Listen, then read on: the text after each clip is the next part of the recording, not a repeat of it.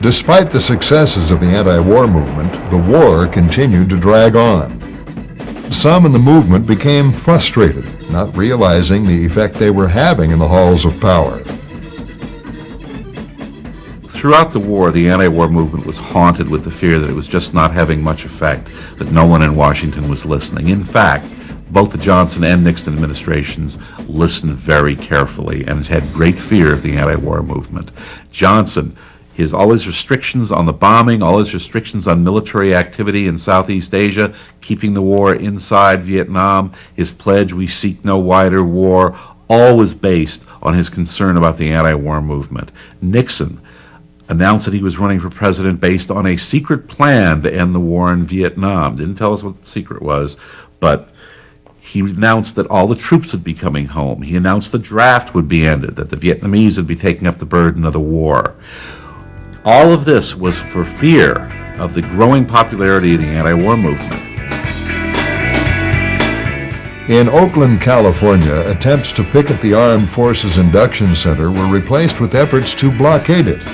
When this sparked police violence, tear gas, and baton charges, the demonstrators donned helmets, gas masks, and wooden shields and fought back.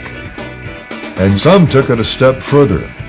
After the Democratic Party convention in 1968 and the police action there, a violent group split off of Students for Democratic Society, calling itself the Weathermen or the Weather Underground. They undertook a series of violent actions, both street actions and bombings, to protest the war and against racist repression in the United States.